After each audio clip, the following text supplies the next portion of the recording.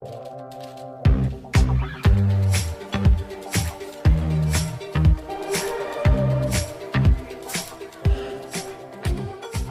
my name is André Roux. I am the head of various futures programs at the Stellenbosch University Business School. If we think back to the origin of the IFR more than 40 years ago, the basic objective is to provide a service to clients. But from the very beginning, we made it clear this will not be based on popular futurism, but based on sound, rigorous, vigorous principles and tools. So from the very beginning, we made an effort to understand the meaning of things such as systems thinking, environmental scanning. We refined and we defined scenario planning. Roughly 25 years later, late 1990s, having done all this rigorous work, we felt the time was opportune to introduce an academic component to our efforts. And so we introduced, and ever since then we've been offering 2 postgraduate programs. One is a postgraduate diploma in future studies, and the second is a master's in future studies.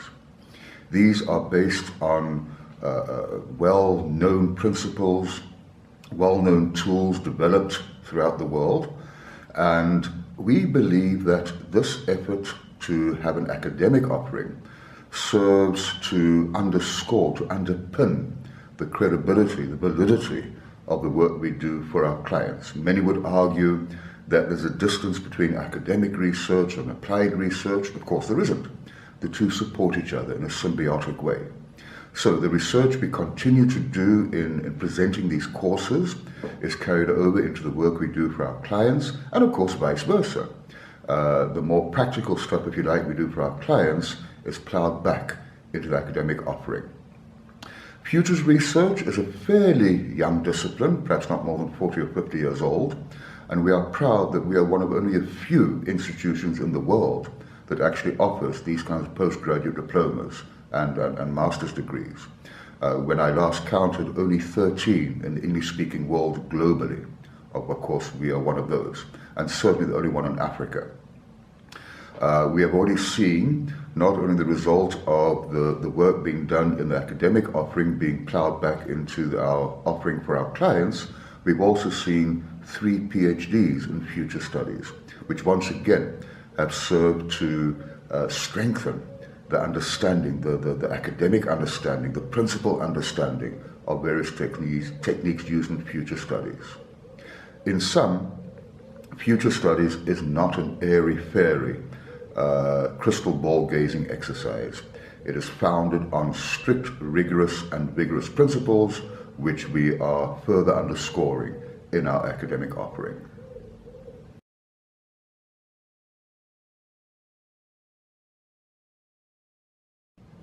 The point of departure for futures research is the inherent belief that the area where we as individuals, as organizations, as businesses, as societies, as people throughout the whole world, where we can make impact is in the future.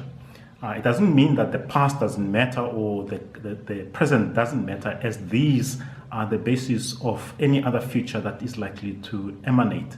However, the focus is on actually making sure that we get a better understanding, a better handle of how we make decisions, how we take actions that are going to impact the future, because that's where we are likely to make the most impact. The future is where we focusing in terms of ensuring that our research provides businesses, organizations with a way of getting a better understanding of their environments, and of course acting on those environments to achieve whatever futures that they actually want. The future is there for the making. It is not something that one can actually sit back and do nothing about. So the main focus of our research is around decision making and the implementation of those decisions. We have a whole range of tools that we use to get a better handle about the future.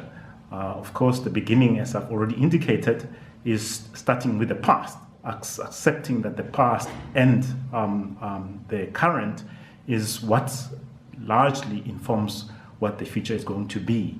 and working from that, then actually making those key decisions that needs to be implemented to get the features that we want.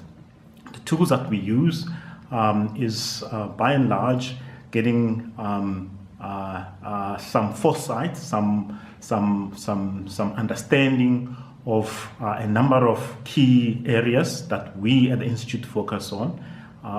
Those are largely the political institutional environment, the economic environment, which are very strongly related, the technological environment, which ultimately can actually supersede a lot of the kind of decision that we need to make.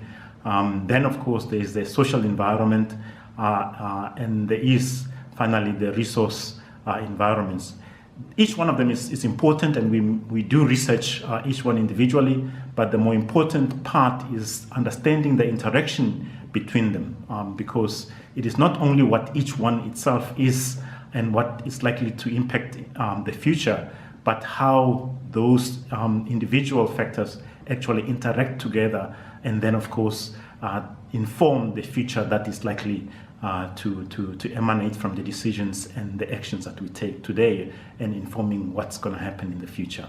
So each one of those at the Institute has somebody that focuses on it. So there will be somebody who focuses more specifically on, say, the political environment, the economic environment, the technical environment, the social environment, and the resource environment.